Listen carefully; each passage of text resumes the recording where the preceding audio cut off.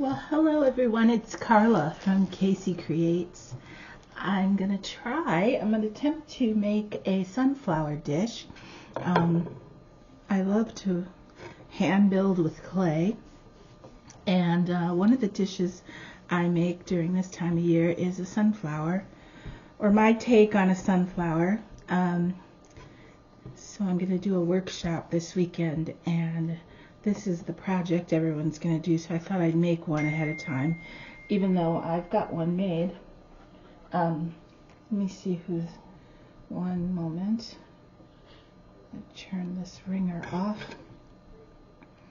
But anyway, I'm going to just sit down and make another sample. I've got several, but I like to kind of time it and see how it's going to go. I went ahead and rolled out a fairly thin slab. It's probably about a little quarter of an inch thick, maybe a little thinner. And then I'm using one of these wreaths, the styrofoam wreaths. It's a really good trick for pieces that need to dry on a mold. So I'm just going to try to get it on here as even as I can, and then all I do is, the camera might shake here a minute, so pardon me, but you just tap it down.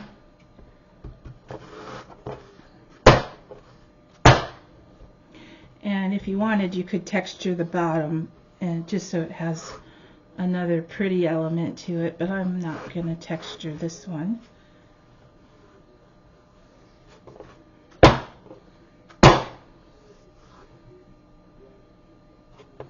You just keep doing that, and eventually the clay will touch the bottom of your board or surface, and that's it. And then it should be flat enough so that it'll sit flat on the bottom.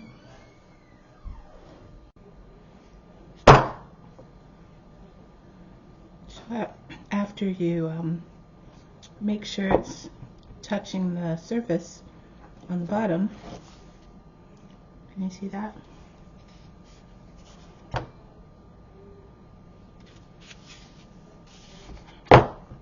Then you have to score all around the edge, because your flower petals are going to lay on the rim of the dish.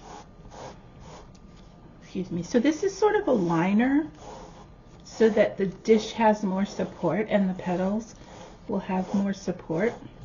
So you won't see this part, but you do have to score all of that area. And I think I'm going to score a little bit down into the dish.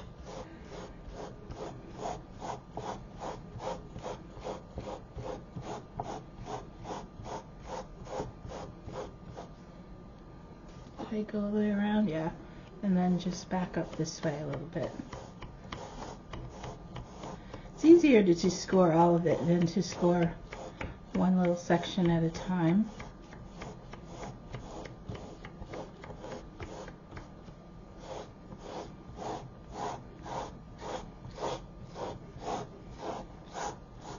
And those of you that do hand building with clay know that scoring and slipping is really important to keep your pieces from falling off.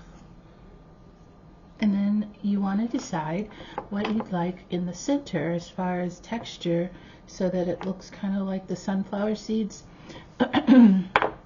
I've got a few tools here. Let me just roll out a little test piece.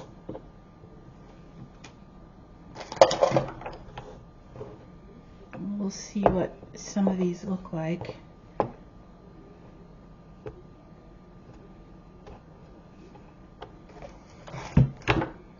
So these are just little fondant tools. Let's see what they look like. That's kind of small. Another thing that makes great texture is those kind of, they look like a grid, or like the texture of a cooling rack, but they're those rubber non-slip pads. You can roll those into the surface. I have like texture rollers you could roll sort of thin, so it made a weird, oh, the sunflower seed's kind of an oval. Oh, I think I like that. I might do that. What else? I often use the back of my needle tool.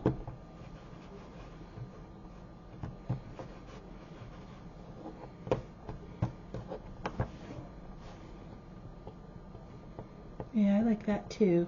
That makes a nice define. Oh, I think I've seen people roll that small bubble wrap. That makes a nice inside texture. Well, let's try it on the real thing here.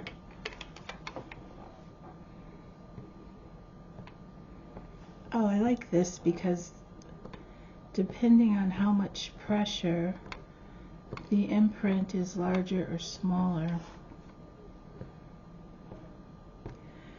And it looks more like the shape of a seed. So you just kind of have to play around with different imprints to decide which one you like best. And I think I like this one best.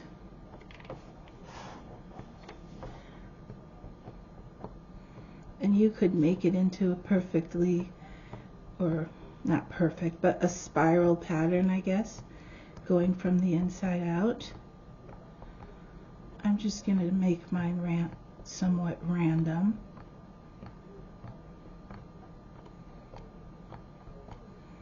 And if they overlap a little bit, that's okay too.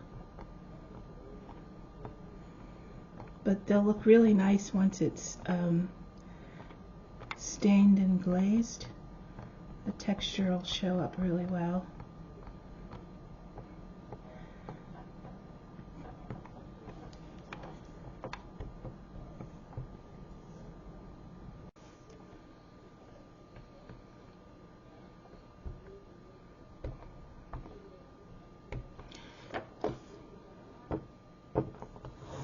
So I think I've got my little seed imprints everywhere.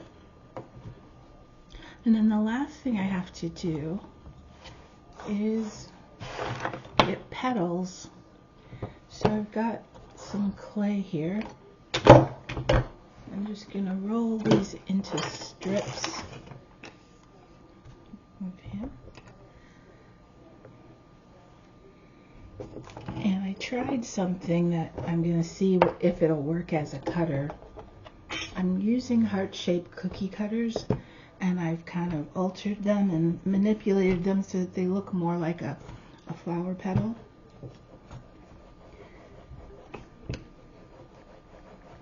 You don't want these really thick either, so that they'll have a little bit of movement. I used to use just the regular heart cutter and then kind of slice it in the middle and fold it and little tricks like that. But lately I've been just taking the heart cutter with some wire tools and kind of manipulating them so that they have a more natural shape.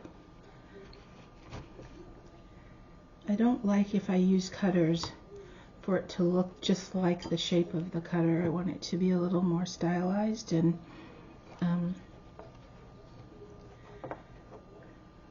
like a more, I don't know, not such a perfect line, I guess is what I'm trying to say. And I don't even know how many of these I'll use. I want to use varying sizes. But this was I think this was a round one, or was this might have been a heart-shaped one. I know this was a heart-shaped one, you can tell. I just made it more narrow. And then I tried something, and we're going to see if it works. I took a piece of, what is that heavy cardboard?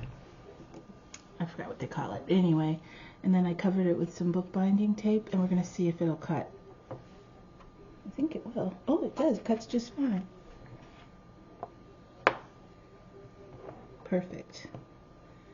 So this is a way you can kind of make your own shapes. It probably won't last for several projects, but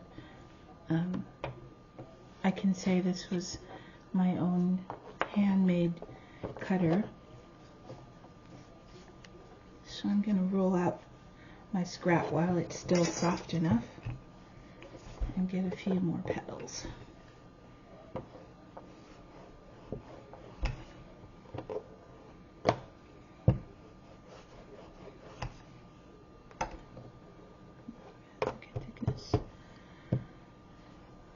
Let's try another one of my handmade ones.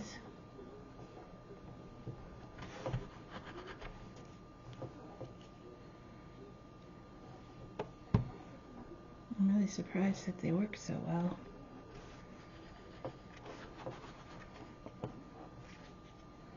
Okay, so that works pretty well.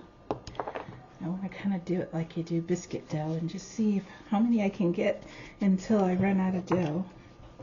In this case, clay. And I got to work so that my clay doesn't get too dry. I'm using speckled brownstone, which is a mid-firing range clay. And after it's glazed, it has these little black specks that gives it a really nice, rich kind of look to it, I think. Here's a slightly smaller one. This was an acorn, and I just altered it.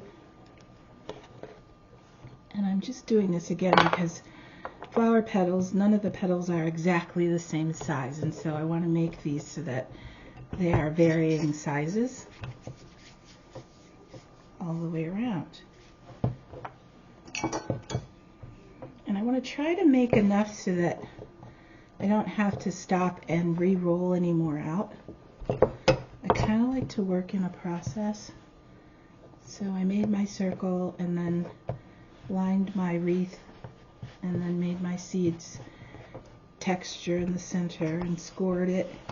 Now I'm going to hopefully make all my petals. Here's another altered one. And then score the back of these a little bit. That had a little white clay hiding in there. The last one I made was with a white clay body. And I think I can get one more out of this piece.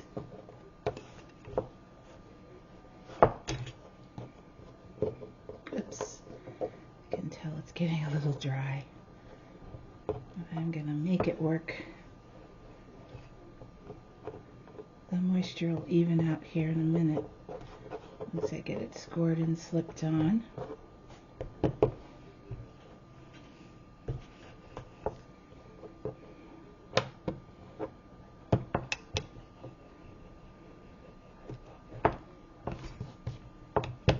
There we go. We'll use this one again. The other shape that I thought would be fun to use for petals is football cookie cutters, which you can find pretty easily this time of year. But then you can also just take a round one.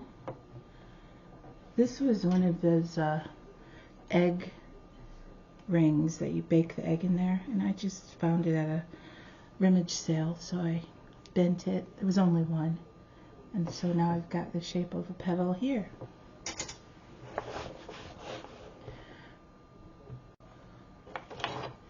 And the next thing I have to do is score the back of each petal. Hopefully it will be scored high enough to really fuse well to the edge of my dish. I'm not going to worry about putting the little vein lines on the petal now, but I do want to do that on the ones that are going to end up laying on top, but these will get covered a little bit because I'd like to do layers of petals. So I don't use actual slip, I just use water. My clay is pretty soft. So then I'm just going to I'm going to brush some water on the edge here. And I always say just put enough until it's shiny.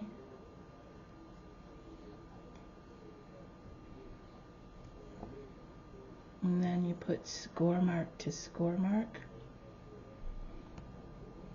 These are kind of big. I'm going to push these down in here a little bit further.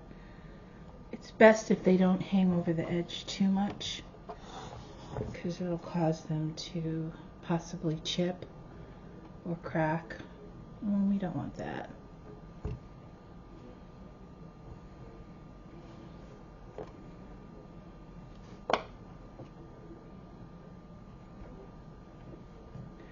So I'm just going to go around now and make sure I have one row of petals. And what we'll do is we'll overlap so that that area ends up being covered as well. So you won't have to worry about the score marks showing.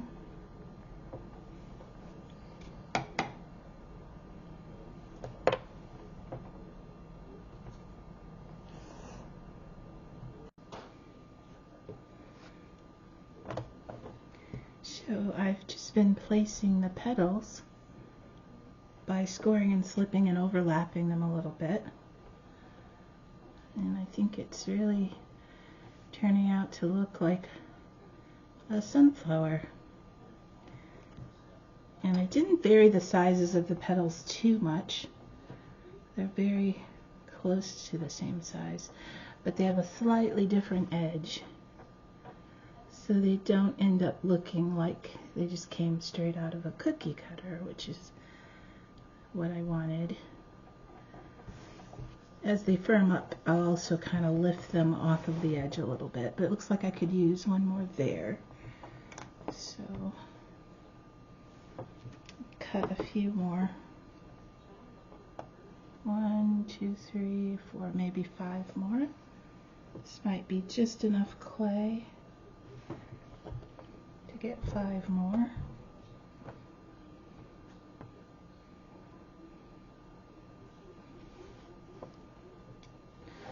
I'll go with a slightly different size.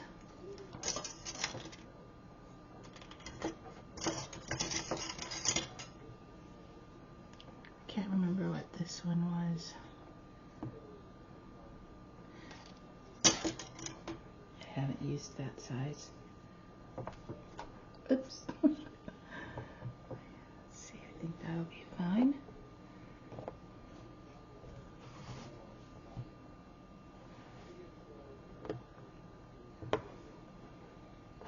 And because this is a workshop, we only have 2 hours, so they won't be able to glaze the pieces themselves.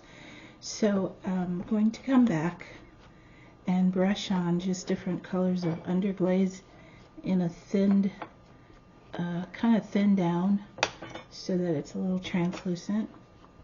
And that way we can just dip these in clear glaze after they're bisque fired, but they'll still have a little bit of color. And I'm using a brown clay body so that it'll have a little bit of a neutral look underneath. Hopefully I'll have one I can show you. And I'm not going to score this area because it's so soft. I'm just going to give it a good press.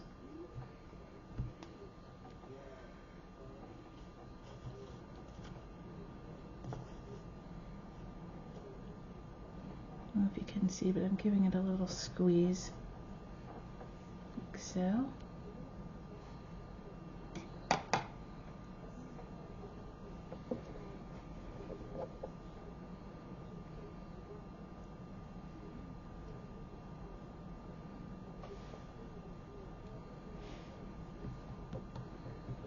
I'll do 2 more.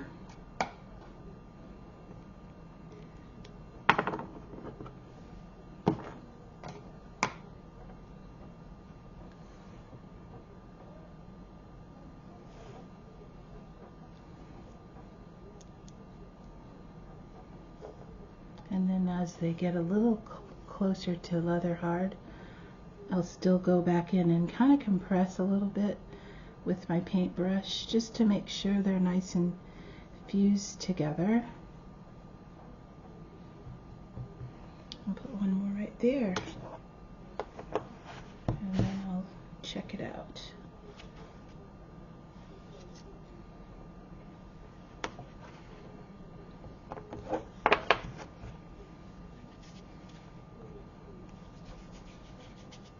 I'm just going to ball up my scraps to keep them a little softer.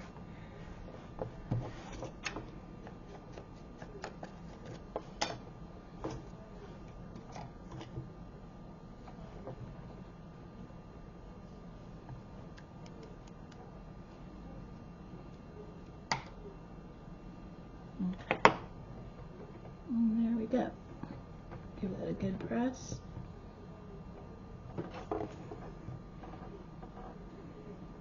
Like so.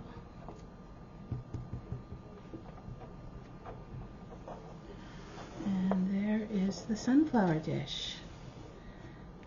I did think this one is a little thin. I think that's why I see the little indent there, but that's not going to hurt anything. I was thinking of taking, if I have one, a wooden skewer. See if I have one hiding in here. Well, the wooden knife works well too. This is a very common clay tool. I was thinking about making my veining little lines.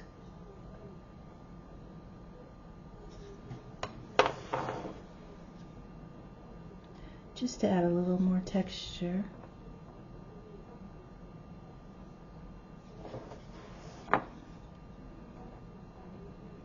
Might also help compress it a little better.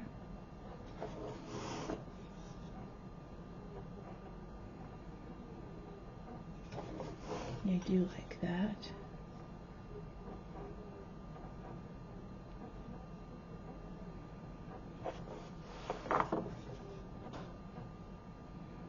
So I'm just using the blunt, it's a very blunt knife, it's not sharp. You don't want to use anything really sharp because it'll cut all the way through the clay. But this is just making a nice impression for me. I clearly used this for white clay, getting a few white little specks. But I can brush those off. Make these a little bit longer.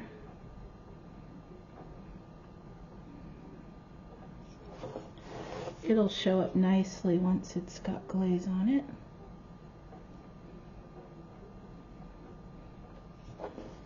I think it helps that I'm doing it at the end so that it's not too thin. It's layered on top of other petals, so as I press, it won't be as likely to cut all the way through. Just a gentle little rock of the knife, and that really helped it kind of come alive.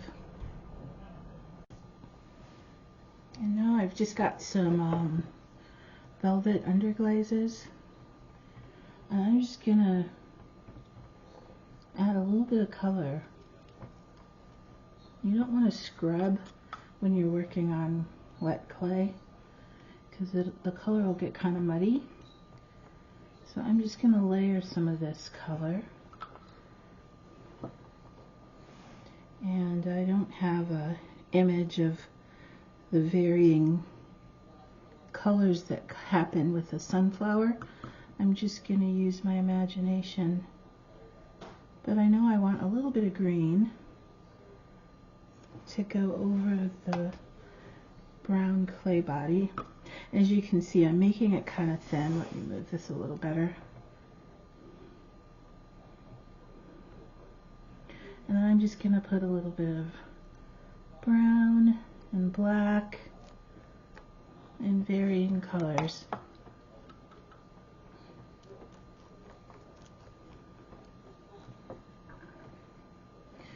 So we'll clean off the green and move to yellow, and this is supposedly bright yellow. Can't get the lid off.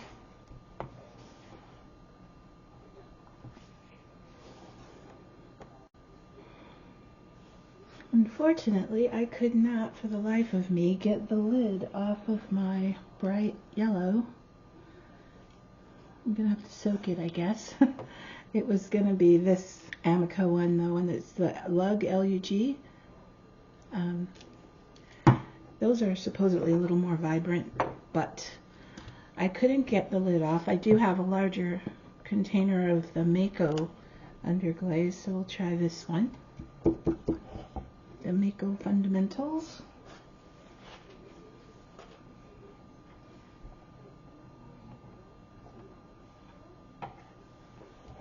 Drinking a yummy peach tea. So I'm going to just quickly brush each petal, trying not to put too much because they're so wet. I don't want them to weigh the petals down. And I just want it to have a hint of color. I don't want it to be really thick. So I'm going to even embrace the brush marks. So it just kind of looks weathered, maybe, but not a complete coat of color. And if a little bit of the green streaks through it, I think that'll just make it look more natural.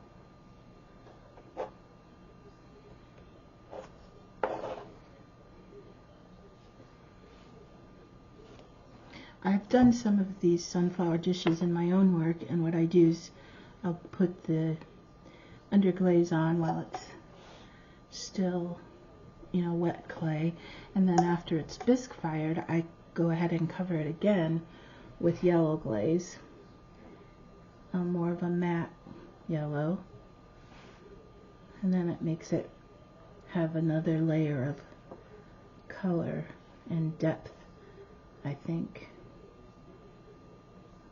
A little bit off of my brush. Support those. But like you can see, if I put too heavy of a coat, these petals will get kind of too wet and want to crack or droop. And if you wait until they're too dry, they'll do the same thing. The moisture will evaporate so fast that they'll kind of want to disintegrate. We don't want that either. Let me kind of peek over here and see what's going on. I have a drip.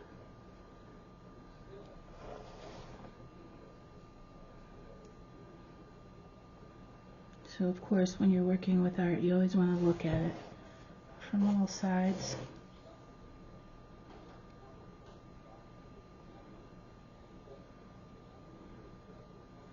So those of you who are painters and really want things perfect, this might be a little annoying to you because it's just not quite the same with glaze. I think I'm just going to wipe that out. There we go. And now I'm going to go in with a, what's called a reddish brown. It's another one of my velvet underglazes. I haven't used these in a while, I can tell, because they're quite dry around the rim.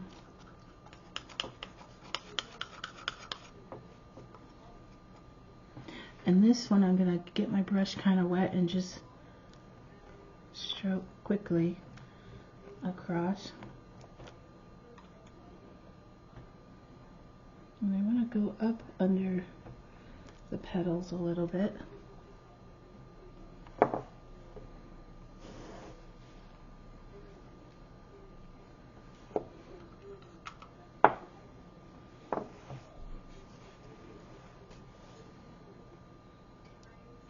So you won't get the full effect of how vibrant the colors will be yet. it has to dry and then be bisque fired. And like I said, I don't want to stroke it back and forth too much because I don't want the clay to get mixed in and make the color muddy. So that's probably all I'm going to do there. I might brush up just a little bit on the edge of the petals so it gives the impression that it's truly growing out of the center. So there's no real harsh line.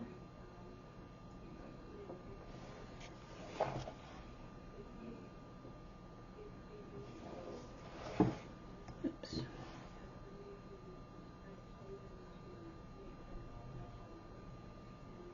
Okay, and then the last color I'm going to do is a little bit of the velvet black mixed with a little bit of the reddish brown.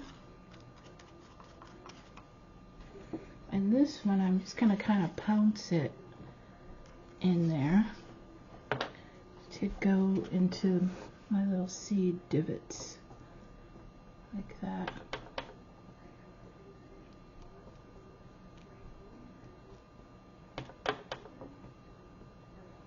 I probably could get the effect a little faster with a bigger brush. But it's not always about speed.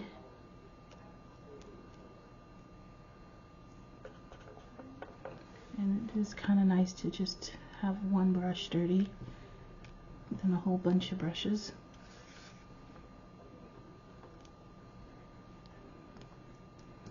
Just add another layer of color.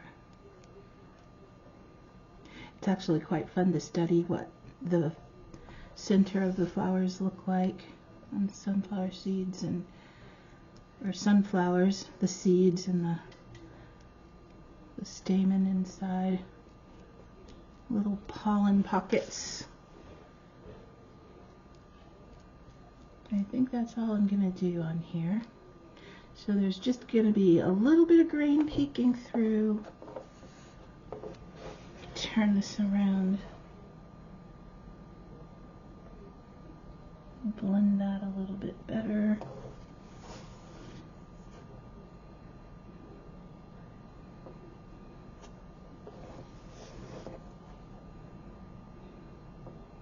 So I'll try to come back and show you what it looks like after it's been fired. It's just going to get dipped in a somewhat of a satin clear, not too glossy, a light coat just to make it food safe. And so I'll come back and show you what that looks like. Oops, that's my yellow lid.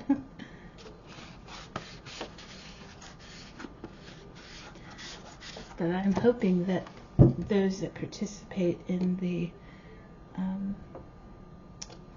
workshop will find these fun to make, and that they'll turn out and be actually something they really enjoy using as well.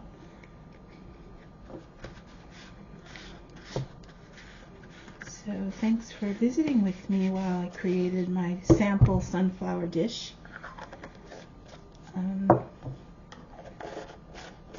And I wish you all a happy fall and do something you enjoy.